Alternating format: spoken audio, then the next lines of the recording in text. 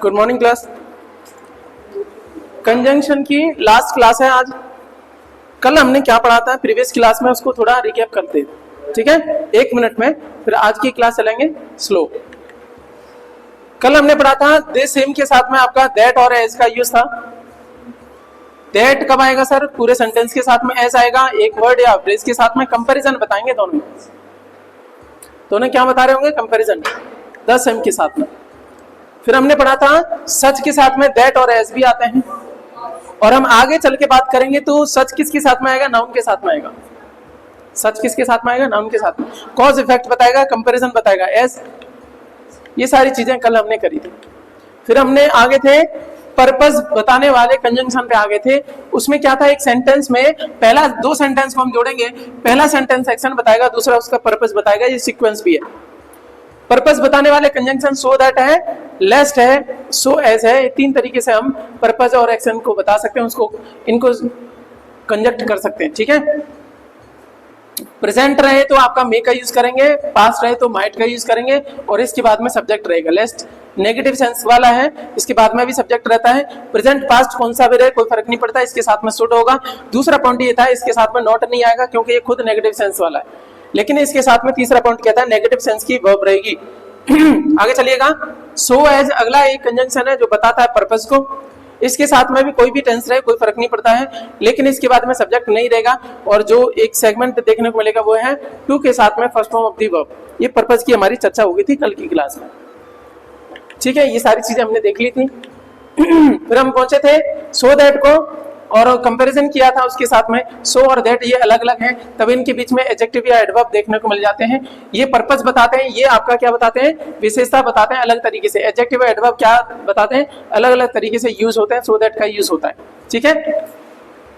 So as के साथ में ये पर्पस वाला है, और सो एज अलग अलग भी यूज होते हैं। हमने थोड़ा देखा था इनमें क्या हो रहा है। ये कंपैरिजन बताता है, ये पर्पस बताता है। सो एज एक साथ में आएगा तो पर्पस बताएगा, सो और एज ये इनके बीच में कुछ और भी देखने को मिलेगा तो ये कंपैरिजन बताएगा। ये चर्चा हमारी हुई थी। फिर हमने बात करी थी सच, नाउन के साथ में सच का प्रयोग होता है। दैट कॉज इफेक्ट बताता है, एज ये अभी हमने बात करी थी। सो के साथ में आपका दैट और एज का यूज होता है। सो यूज होता है किससे पहले? आपके एडजेक्टिव या एडवर्ब से पहले सो, नाउन से पहले सच का यूज होता है। इनके साथ में जो है ना, ये बताओ, दैट कॉज इफेक्ट बताएगा नाउन से पहले, नाउन वाले के साथ में, नाउन से पहले सच, और इसके साथ में दैट आएगा तो क्या आएगा? कॉज इफेक्ट, ये कंपैरिजन बताएगा। और एडजेक्टिव एडवर्ब से पहले सो, इनके साथ में दैट आएगा तो एबिलिटी, बिहेवियर या आपकी नेगेटिव एबिलिटी भी बता सकता है। और एज कंपैरिजन बताए। ये सारी चीजें हमने करी थी। फिर हम चले गए थे। अब आ जाओ, आज का सेगमेंट शुरू होता है। आज का सेगमेंट शुरू हो रहा है, देखिएगा। कॉन्ट्रडिक्शन एक शब्द होता है। कॉन्ट्रडिक्शन का मतलब क्या होता है? विरोधाभास। कॉन्ट्रडिक्शन का क्या मतलब हुआ? दो बातें अलग तरीके से कहना। और उसके लिए आपके पास में शब्द है बट, आपके पास में शब्द है ऑल दो, आपके पास में शब्द है आपका दो। कौन कौन से शब्द हो गए? बट, ऑल दो, दो।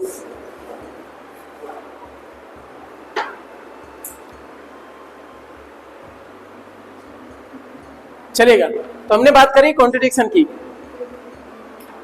कॉन्ट्रडिक्शन बताने वाले शब्द कौन से हैं? 2 शब्दों के बीच में आ जाएगा बट तो कॉन्ट्रडिक्शन बताएगा, ऑल्दो आ जाएगा, दो आ जाएगा, ठीक है। हम एक बात कहते हैं, आप बहुत अच्छे हो, लेकिन तुम कहोगे लेकिन क्यों कह दी? जैसे ही लेकिन आया इसका मतलब क्या करोगे? कुछ न कुछ बुराई बताओगे। तो एक तरफ अच्छा एक तरफ बुराई, ये कॉन्ट्रडिक्शन बताता है, ठीक है।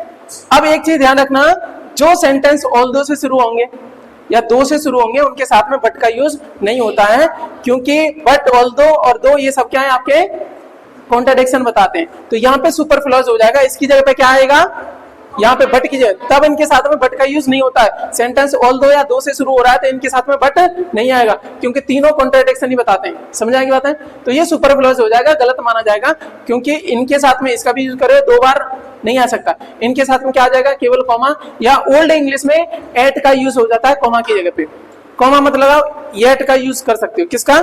येट, ठीक है। तो बताओ अभी मैंने क्या बताया? कॉन्ट्रडिक्शन के लिए सेंटेंस में बीच में बट का, ऑल्दो का या दो का यूज होता है, लेकिन वहीं ऑल्दो या दो का यूज शुरुआत में हो जाए तो बीच में बट का यूज नहीं करते हैं। क्योंकि वो क्या हो जाएगा, सुपरफ्लूअस हो जाएगा, कॉमा लगाते हैं। या फिर कॉमा नहीं लगाना चाहें तो येट का यूज कर सकते हैं, तब कॉमा नहीं लगाएंगे, तब यूज करेंगे येट का। ओल्ड इंग्लिश में सही माना जाता था, अब भी सही माना जाता है, ठीक है। ये सारी चर्चा होगी हमारी। चलिए शुरुआत करते हैं। यदि आपको कॉन्सेप्ट पता पड़ गया, although it was raining, although से बाकी शुरू हुआ है इसलिए हम बट काट देंगे, क्या लगाएंगे, कॉमा लगाएंगे। Although it was raining, comma लगा दिया, he was watering the field, बारिश पड़ रही थी तब भी वो खेत में पानी लगा रहा था। ये क्या बेवकूफी वाली बात नहीं है, ऑलरेडी जब बारिश पड़ी रही है खेत में पानी काहे लगा रहे, तो इसकी जगह पे क्या है, ऑल्दो इट वाज रेनिंग, ठीक है, he was watering the fields, पानी लगा रहा था। तो ये क्या हो जाएगा, दोनों बातें एक जैसी नहीं, तो ये कटेगा, क्या लग जाएगा, कॉमा। अब तो इजी हो गया ना।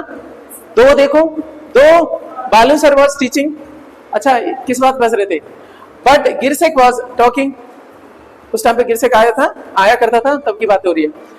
तो ये दो से शुरू हुआ तो सर बट नहीं लगेगा, केवल कॉमा से काम चल जाएगा।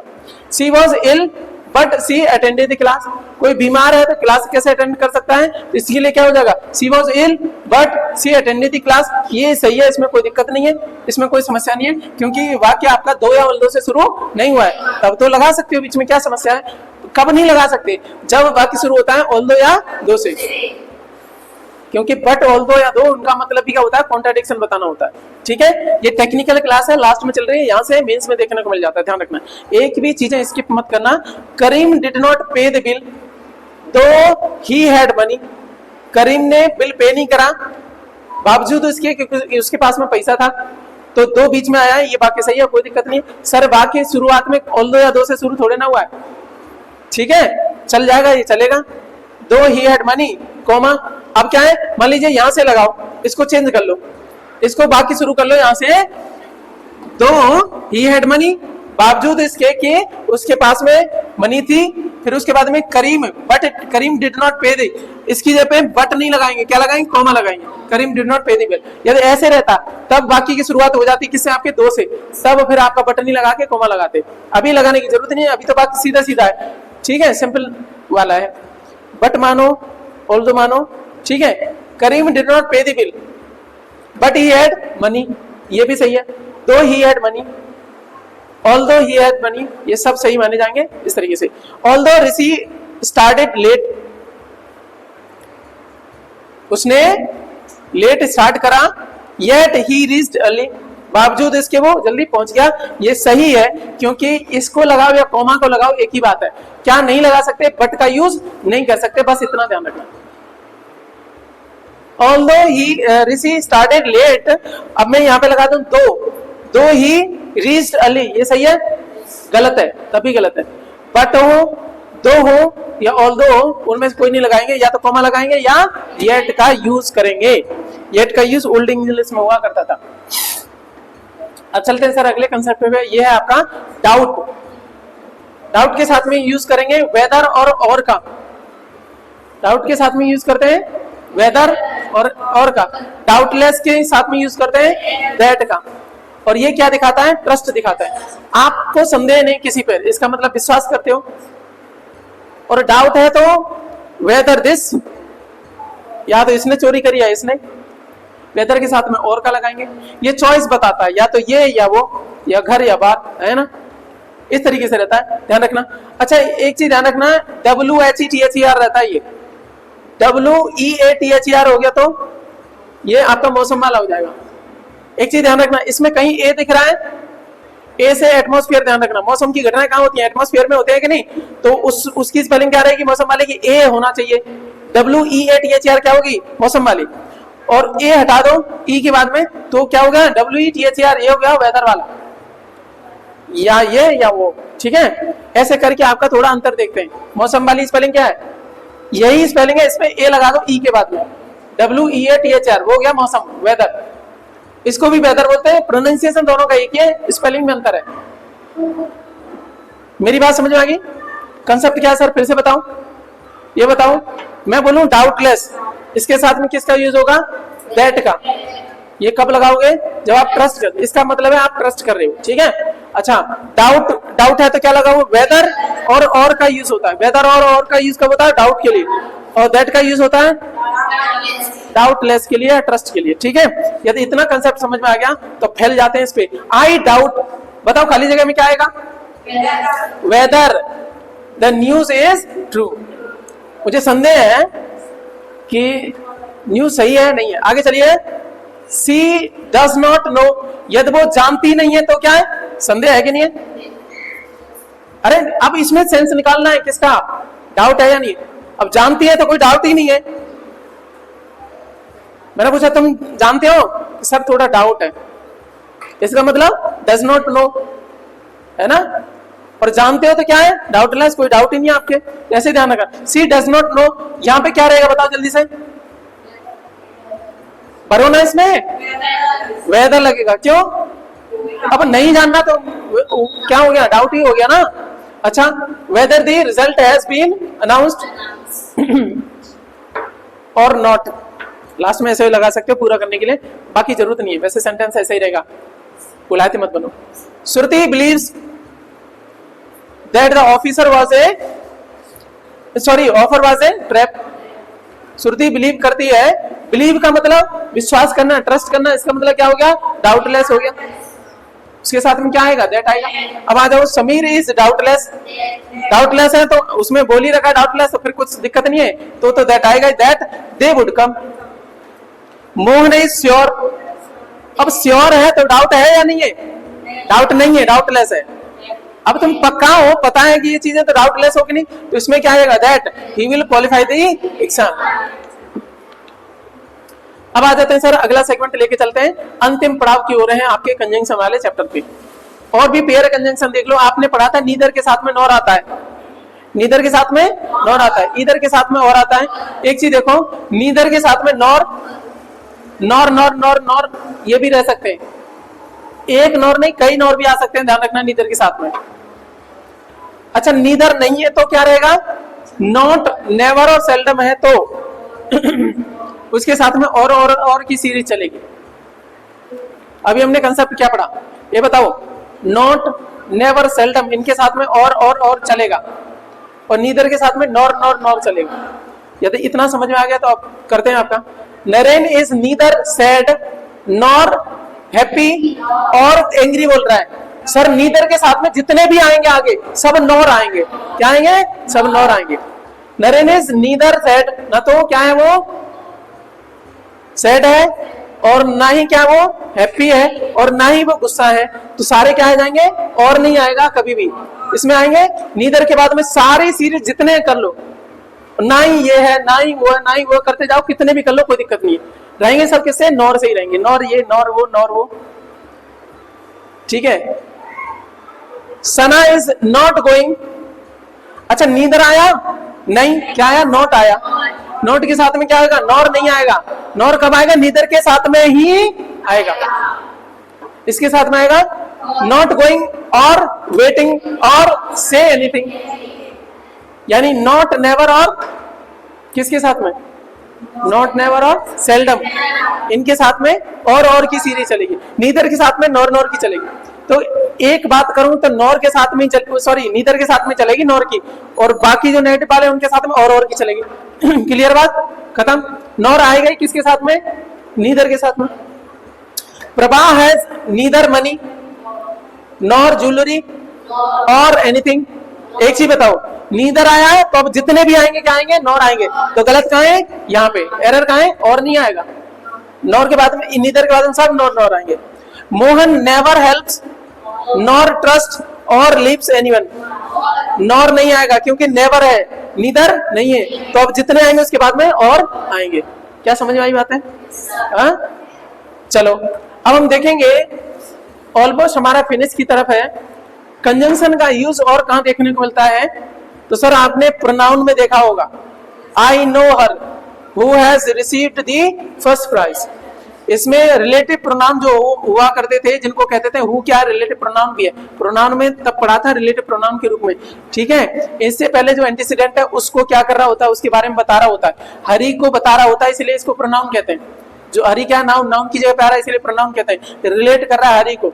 ठीक है, इसलिए इसको रिलेटिव प्रोनाउन कहते थे। लेकिन ये दो सेंटेंस को जोड़ भी रहा है, इसलिए इसको क्या बोलते हैं, रिलेटिव कंजंक्शन भी बोल देते हैं। और ये बच गया, इसको क्या कहते हैं, क्लॉज का मतलब क्या है, सेंटेंस ही होता है। ये सब्जेक्ट हो गया, ये आपकी वर्ब और बाकी चीजें, तो रिलेटिव क्लॉज भी इसको विद्वान बोलते हैं, ठीक है, अंग्रेजी के विद्वान। अगला चैप्टर देखते हैं, नरेशन में भी देखने को मिलेंगे कंजंक्शन। कंजंक्शन का यूज और कहां देखने को मिलता है, तो हमने बात करी प्रोनाउंस में देखने को मिला। अब देखेंगे नरेशन में भी। मान लीजिए किरण सेड टू मोहन, अभी हमने नहीं करे है ना, लेकिन कर लेंगे बाद में, कोई बात नहीं। Comma inverted comma, I am ready for the party. Kiran ने कहा मोहन से मैं तैयार हूं उसके लिए, तो सेड टू का क्या हो जाता है, टोल्ड हो जाता है। बाकी समय बताएंगे जब आगे कराएंगे, टोल्ड हो जाता है मोहन से, और कॉमा इन्वर्टेड कॉमा की जगह पे दैट आ गया। इस वाक्य को जोड़ने के लिए दैट आता है। दैट कहीं कुछ और नहीं, ये क्या है, कंजंक्शन ही है, ठीक है। दैट क्या है, कंजंक्शन। तो नरेशन में यूज हुआ कि नहीं कंजंक्शन का। She was ready for the party, जो भी है वो अभी नरेशन सीख नहीं रहे, बस हमें ये देखना है कि यहाँ पे कंजंक्शन आता है कि नहीं है। दो सेंटेंस को जोड़ने का काम करा है दैट ने, इसलिए इस नरेशन में भी कंजंक्शन का यूज होता है कि नहीं। बस इतनी बात समझ। आगे चलते हैं आपके इन्वर्जन एंड कंजंक्शन। अब इन्वर्जन देखते हैं कंजंक्शन के साथ में कैसे होता है। इन्वर्जन देखा था हमने कहां पे, बताओ जल्दी से, एडवर्ब में देखा था। कंजंक्शन में इन्वर्जन कैसे काम करता है उसके मामले में बात करेंगे। सर इन्वर्जन के लिए हमने बात करा था, नेगेटिव वाली जो एडवर्ब होती हैं वो क्या करती हैं, इन्वर्जन करती हैं। कौन सी वाली बताओ, कौन सी वाली, नहीं नेगेटिव सेंस वाली है, कौन सी, फ्रीक्वेंसी वाली, और नहीं बताई। चलो, हार्डली, रेयरली, बेयरली, स्केर्सली। आपकी पुरानी नोट में जो है ना स्केर्सली की थोड़ी स्पेलिंग गलत है, वहां पे CLY कर दिया, CELY है, यहाँ पे सही है स्केर्सली, ठीक है। स्कार्स का मतलब होता है किसी चीज की कमी, बेयरली का मतलब बेयर, रेयर ही चीज है, ठीक है, बेयर इज रेयर, रेयरली।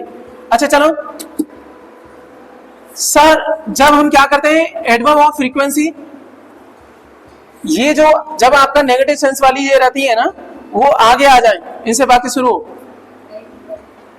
तब इसके साथ में सब्जेक्ट क्या कहता है, मैं तेरे साथ में नहीं रहूंगा, वो कूद के पहुंच जाता है किसके बीच में, हेल्पिंग वर्ब और मेन वर्ब के।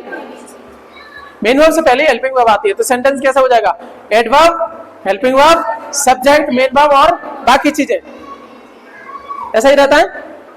ये हमने पढ़ा था किसके दौरान, एडवर्ब के दौरान, इन्वर्जन। यहाँ कंजंक्शन में इन्वर्जन वो तो होता ही होता है पूरा पूरा, थोड़ा बदलाव और आता है, ध्यान रखना। यहाँ पे कॉमा का यूज नहीं होता है, ध्यान रखना। कॉमा की जगह पे किसका यूज होता है, व्हेन का यूज होता है। सर फ्रीक्वेंसी बताने का मतलब हाउ मेनी टाइम, कोई काम कोई कितनी बार हुआ, हाउ मेनी टाइम, तो व्हेन आपका यूज होता है, कॉमा का यूज नहीं होता है। हेल्पिंग वर्ब क्या हो सकती है आपकी, डू डज हो सकती है, डिड हो सकती है, हैड हो सकती है, ये सारी आती हैं, इनकी हमने चर्चा करी। सेंटेंस में रीऑर्गेनाइज करने पर इन्वर्जन का रूल खराब होता है, so that we place when, क्योंकि यदि आप कॉमा लगा रहे तो आपका क्या हो जाता है, रीऑर्गेनाइज हो जाता है, और उससे आपका इन्वर्जन का रूल खराब हो जाएगा। आप उधर चीज को इधर ले आओगे तो गड़बड़ हो जाएगा, इसलिए हम कॉमा का यूज करते ही नहीं है, क्योंकि कॉमा के लिए तो आप रीऑर्गेनाइज कर सकते हो, इसलिए हम क्या करते हैं, व्हेन का यूज करते हैं। थोड़ा ध्यान रखना इन्वर्जन एंड कंजंक्शन वाले में थोड़ा अंतर है इसमें, इसलिए कहते हैं कई बार जो है ना एक बार में चीजें क्लियर नहीं होती, इसलिए दो बार पढ़ा जाता है। अभी आपको समझ में आ जाएगा, समझाते हैं कैसे। Hardly she entered her house, her son started crying. जैसे ही हार्डली से स्टार्ट हुआ, हार्डली, रेयरली, बेयरली, स्केर्सली, ये क्या है, नेगेटिव एडवर्ब है। यदि आ गया तो अब हमें क्या है, हेल्पिंग वर्ब चाहिए। अब देखना है एंटर्ड क्या है, पास्ट की है, पास्ट के हिसाब से क्या हो गया, डिड आ गई। सी, हार्डली डिड सी एंटर, अब क्या हो जाएगा, जब यहां से इस पे असर आ गया पास्ट का, तो ये तो अपनी फर्स्ट फॉर्म में आ जाएगी, एंटर हर हाउस। अब कॉमा क्या हो जाएगा, comma when her son started crying. इस तरीके से इसको क्या करेंगे, सॉल्व करेंगे। मेरी बात समझ में आ रही है ना। अब आप चाहो तो इनको क्या है, her son started crying hardly see enter the, उसको करेंगे तो आपका इन्वर्जन गड़बड़ हो जाएगा। फिर सेंटेंस आपका कहां से शुरू हो रहा है, फिर सेंटेंस आपका कहां से, हर सन से शुरू हो रहा है, फिर इन्वर्जन नहीं हो पाएगा। इन्वर्जन के लिए जरूरी क्या है, इन्वर्जन बचा रहे हैं उसके लिए क्या, कॉमा की जगह पे क्या लगाएंगे, वेन लगाएंगे, और वेन लग गया तो फिर आप इन्वर्जन नहीं कर पाओगे, रीऑर्गेनाइज नहीं करोगे। मेरी बात समझ में आएगी। तो ये कंजंक्शन में थोड़ा इन्वर्जन का अलग है रूल, ठीक है। तो हम इन्वर्जन भी करते हैं, कॉमा नहीं लगाते, क्या लगाते हैं फिर आपका वेन का यूज करते हैं। मेरी बात समझ में आ गई। अब तो सब समझ में आ गए होंगे। स्केर्सली क्या है, धीरू ओपन्स दी बुक्स, तो जब आ रहा है स्केर्सली से इससे है तो क्या करेंगे यहाँ पे, ओपन्स की जगह पे does Dhiru open the books, अब व्हेन ही फॉल्स asleep। चलो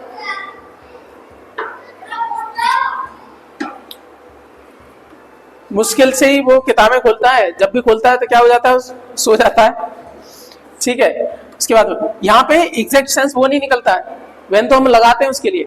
इसका मतलब क्या है, ही फॉल्स asleep, जैसे वो खोलता है वैसे क्या होता है उसके साथ में सो जाता है। मुश्किल से बमुश्किल वो किताब खोलता है, और किताब खोली कि भाई सब सो गए, नींद की गोली है।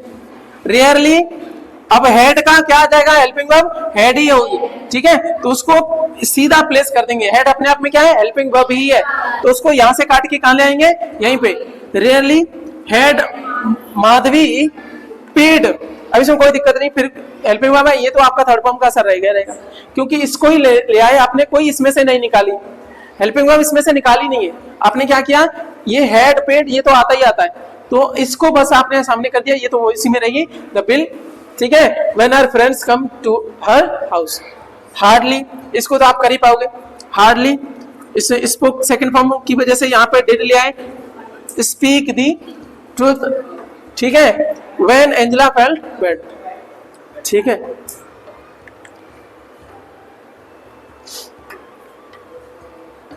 एक कंसेप्ट और है, नो सून, क्या हो गया सर, एडवर्ब हो गया। इसको कैटेगराइज करें तो क्या है सर आपका, पॉजिटिव डिग्री में है ना, पॉजिटिव डिग्री में है तो क्या रहेगा आपका, नेगेटिव एडवर्ब है तो हेल्पिंग वर्ब, फिर उसके बाद में सब्जेक्ट मेन वर्ब, और इसके साथ में व्हेन आएगा, ये हम करके आ रहे हैं। नो सून हो गया, हार्डली हो गया, रेयरली हो गया, बेरली हो गया, स्केर्सली हो गया, ये आपको समझ में आ रही है, इन्वर्जन लगेगा। लेकिन सर थोड़ा बदलाव करते हैं, नो के साथ में सूनर आ जाए, नो के साथ में क्विकर आ जाए, नो के साथ में लेटर आ जाए, सर ये कंपैरेटिव डिग्री में आ गए। इनके साथ में इन्वर्जन तो वही है, इन्वर्जन तो क्या है, वही है, इन्वर्जन होगा क्योंकि नेगेटिव वाले, हेल्पिंग वर्ब फिर सब्जेक्ट फिर मेन वर्ब, वो सही है। सर व्हेन की जगह पे क्या आएगा, कैन का यूज होगा। देखो क्या छोटी सी कमाल की बात है, सून का सूनर हो जाए, जैसे इनका कंपैरेटिव डिग्री हो जाता है। आपको पता है कंपैरेटिव डिग्री में कंपैरिजन के साथ में देन का यूज होता है, तब वेन का यूज नहीं होगा। नॉर्मली किसका यूज होगा, वेन का, लेकिन कंपैरेटिव डिग्री में कंजंक्शन में इन्वर्जन के टाइम पे क्या होगा, सिंपली, यानी पॉजिटिव डिग्री में किसका यूज होगा, वेन का, लेकिन वहीं पे इन्वर्जन करोगे किसका, कंपैरेटिव डिग्री का। कंपैरेटिव कौन सी आपकी, जो एडवर्ब है, नेगेटिव एडवर्ब, जो कंपैरेटिव डिग्री में, ये भी तो नेगेटिव एडवर्ब ही है, लेकिन कंपैरेटिव डिग्री में तब आपका क्या यूज होगा, देन का यूज होगा, व्हेन का यूज नहीं होगा। क्या मैं समझा पाया चीजें। तो एक क्वेश्चन और कर लीजिए, no sooner the bikist saw the traffic police, comma, when then he fled, fled का मतलब फरार हो गया है ना, फरार हो गया है ना, फ्लाई से बनेगा फ्लीट। अच्छा चलो देखो, नो क्या है सर आपका, नेगेटिव बना रहा है इसको, और ये टाइम को बताने वाला है, सूनर यहीं से कंपैरेटिव हो गया, यानी कहने का मतलब ओवरऑल क्या बन गया, नो सूनर नेगेटिव एडवर्ब बना रहा है। इन्वर्जन तो होगा, इन्वर्जन होगा तो सर आपका 100 की जगह पे 100 में से निकालेंगे, पहले वर्ब देखेंगे, वर्ब में से हेल्पिंग वर्ब निकालेंगे, तो हेल्पिंग वर्ब बनेगी डिड, दी बाइकिस्ट, ये तो सब्जेक्ट है। अब ये 100 का क्या हो जाएगा, सी, क्योंकि यहां से आपने क्या निकाली, डिड निकाली, तो पास्ट का असर तो उस पर चला गया, तो ये तो अपनी असली औकात में आ जाएगी, सी हो गया द ट्रैफिक पुलिस, यहाँ पे कोई दिक्कत नहीं है। अब चर्चा आई सर कॉमा लगाएंगे, कॉमा तो हमने वैसे ही मना कर दी थी, इन्वर्जन में लगता ही नहीं है, कॉमा नहीं लगेगा सर, यहाँ पे मतलब इसमें कॉमा नहीं लगेगा, वेन लगेगा नहीं लगेगा क्योंकि कंपैरेटिव डिग्री है। सर THEN देन लगेगा तब, वो भी नहीं लगेगा। कौन सा लगेगा? THAN वाला लगेगा। THEN देन का मतलब होता है तब। एग्जामिनर 4 ऑप्शन दे देगा, कॉमा लगाएंगे कि वेन लगाएंगे, देन लगाएंगे, देन लगाएंगे, ठीक है। घुमा देगा, तुम कहोगे विलायत में THEN लगा के आगे तब भी गलत हो गया, क्योंकि ये आपका क्या है, इसके साथ में कंपैरेटिव डिग्री में THAN आता है। देन का मतलब अपेक्षा, किसी की तुलना करना। क्या हो जाएगा? No sooner the bikist, no sooner, अब सही बनाओ उसमें sentence, no sooner did the bikist see the traffic police then he fled. जैसे ही उसने पुलिस को देखा, ट्रैफिक पुलिस को देखा, बाइकिस्ट ने, जैसे ही बाइकिस्ट ने ट्रैफिक पुलिस को देखा, वैसे ही वो क्या हो गया? फ्लीड अवे, फरार हो गया, ही फ्लीड, ठीक है। तो ये हमारी कहानी, और ये आपको कुछ बता रहा होगा, ठीक है। इसके साथ में आपका चैप्टर होता है समाप्त। खुश रहेगा और ख्याल रखिएगा, और इसको रिवाइज करते रहना, जब भी जरूरत पड़े तो उसके लिए आपके पास में रिकॉर्डिंग है, इसलिए दी भी जा रही है, क्योंकि बाद में एक बार पढ़ाने के बाद फिर कहता है सर ने क्या पढ़ाया था, है ना। ये उद्देश्य बस यही था कि हम ना रहे, तभी आपका क्या है, पढ़ चुके हो, तो उसके रिवीजन के लिए, ठीक है। पढ़ाई लिखाई जरूर करते रहना, ठीक है। खुश रहना, ख्याल रखना, ये मेरे ओके।